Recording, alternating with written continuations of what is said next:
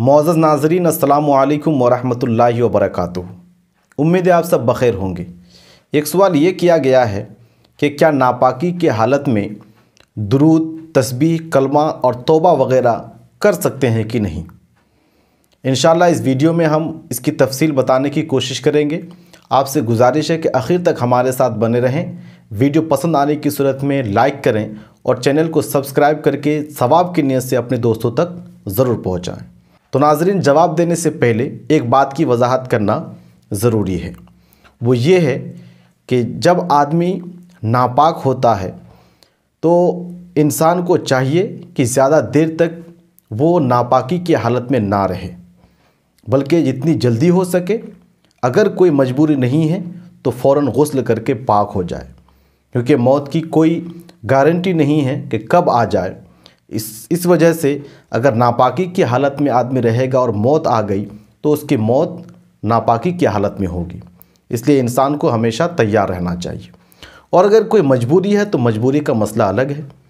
عورتوں کے ساتھ چونکہ کبھی کبھی مجبوری رہتی ہے، جیسے پیریڈز کا وقت ہے، چاہے حیض وغیرہ کا مسئلہ ہو یا پھر بچہ پیدا ہونے کے بعد جو 40 دن کا وقفہ ہوتا ہے، یہ تو ان کے ساتھ چونکہ مجبوری رہتی ہے، اس وجہ سے وہ ان دنوں میں جو ہے غسل کرنے کے باوجود بھی پاک نہیں ہوگی۔ تو چاہے وہ غسل کرے یا نہ کرے، اس کا مسئلہ الگ۔ مردوں کے ساتھ چونکہ اس طرح کی مجبوریاں بہت کم ہوتی ہے، اس لیے اسے چاہیے کہ فوراً غسل کر کے اپنے آپ کو پاک کر لے۔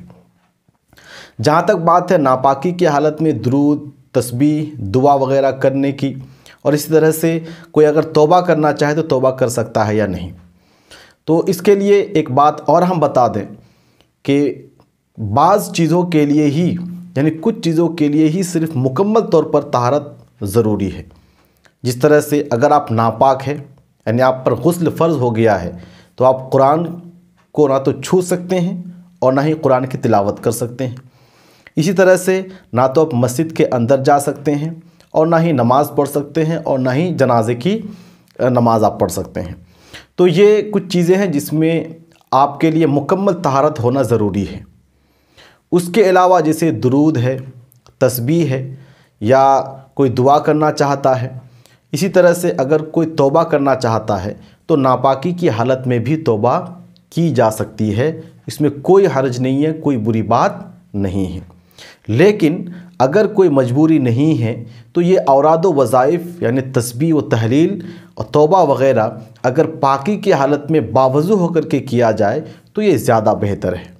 لیکن اگر کوئی کرنا چاہے اور مجبوری ہے کہ وہ غسل نہیں کر پا رہا ہے کسی بھی وجہ سے، تو وہ تسبیح پڑھ سکتا ہے، درود شریف پڑھ سکتا ہے، اسے ثواب ملے گا اور اس کے نامہ اعمال میں اضافہ بھی ہوگا۔ امید کرتا ہوں مسئلہ آپ کو مکمل طور پر سمجھ میں آ گیا ہوگا۔ چلیے ملتے ہیں کسی اگلی ویڈیو میں نئے ٹاپک کے ساتھ، جب تک کے لیے اجازت دیں۔ السلام علیکم ورحمۃ اللہ وبرکاتہ۔